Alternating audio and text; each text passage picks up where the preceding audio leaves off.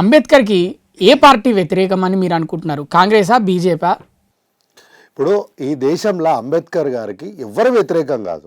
ఎందుకంటే ఈ దేశం బాగుండాలి, ఈ దేశం సస్యశ్యామలంగా ఉండాలి, ఈ దేశంలో ఉన్నటువంటి పుట్టిన ప్రతి పౌరుడు కూడా అందరూ సమానమే. కులం, మతం, ప్రాంతం, రంగు ఇట్లా ఏ భేదం లేకుండా ప్రతి ఒక్కరు సమానంగా బతకాలి. అంటే దళితులు, అగ్రవర్ణాలు అని చెప్పి తేడా ఏముండొద్దు. ఎవ్వరు చిన్నవాళ్ళు కాదు, ఎవరు పెద్దవాళ్ళు కాదు, అందరూ సమానంగా బతకాలి.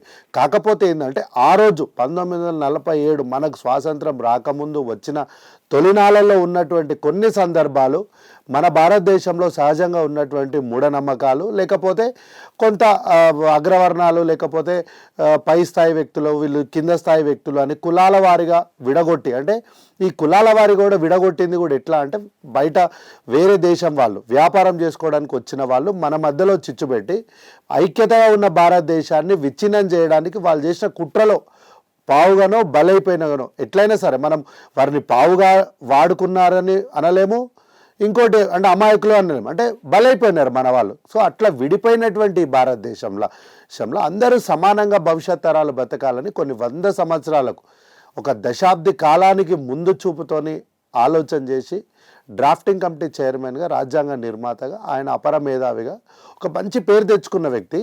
ఆయన ఎవరికి వ్యతిరేకం కాదు.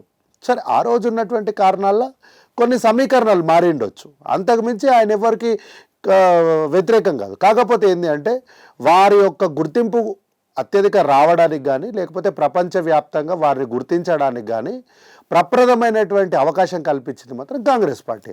మరి బీజేపీ శ్రేణులు పెద్ద ఎత్తున ఆరోపిస్తున్నాయి, 2 సార్లు నెహ్రూ కావాలని ఓడించాడు అంబేద్కర్ని అని. ఇప్పుడు ఎవరిని ఓడించారు అట్లా అంటే, ఇప్పుడు ఓడిపోయిన వాళ్ళందరూ కూడా అధినాయకత్వమే ఓడగొట్టిరు అని అంటే అది మూర్ఖత్వం. అది ఏంటంటే ఆడలేక మంగళారం అన్నట్టు వీళ్ళు ఏంటంటే వీళ్ళు చేయలేరు, ఏం చేయలేక ఏం చేయాలంటే నెహ్రూ గారి మీద వేయాలి. నెహ్రూ గారి మీద ఎందుకు వేయాలంటే నెహ్రూ గారు లేరు కదా, చనిపోయినారు. వారు వచ్చి సమాధానం చెప్పుకోలేరు కదా. ఇప్పుడు ఇదే సందర్భాన్ని నేను మన స్థానిక రాజకీయాల్లో ఒక విషయాన్ని మీకు గుర్తు చేస్తాను. రాజశేఖర రెడ్డి గారి పేరు ఎఫ్ఐఆర్లో చేర్చినప్పుడు ఇదే మా జగన్మోహన్ రెడ్డి అన్న కానీ, లేకపోతే కాంగ్రెస్ పార్టీ నాయకులు కానీ, వైఎస్ఆర్ రాజశేఖర రెడ్డి గారి అభిమానులు కానీ అందరూ ఏమన్నారు, రాజశేఖర రెడ్డి గారి పేరు పెట్టిరు, ఆయన తిరిగి వచ్చి సమాధానం చెప్పలేరనే ధైర్యమే కదా అని అప్పట్లో ఆరోపణలు వచ్చినాయి. ఆయన చనిపోయిన తర్వాత అట్లాంటి అగస్టా కేసులో కూడా రాజీవ్ గాంధీ గారి పేరు ఉంది.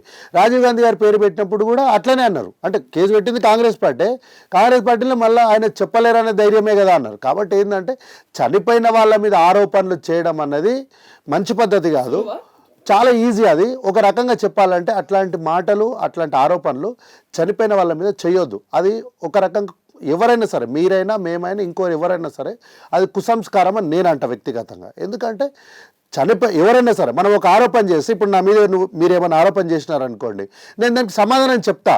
నేను లేకపోతే నేను మాట్లాడే పరిస్థితుల్లో నేను భూమి మీద నేను చనిపోయినా నేను ఎట్లా సమాధానం చెప్తాను, ఎట్లా కాదు నేను ఇక్కడ నిరపరాధి నేను ఎట్లా నిరూపించుకుంటా. కాబట్టి జవహర్లాల్ నెహ్రూ గారి మీద మాట్లాడడం అనేది వారి అవివేకము, అది వాళ్ళ కుసంస్కారం.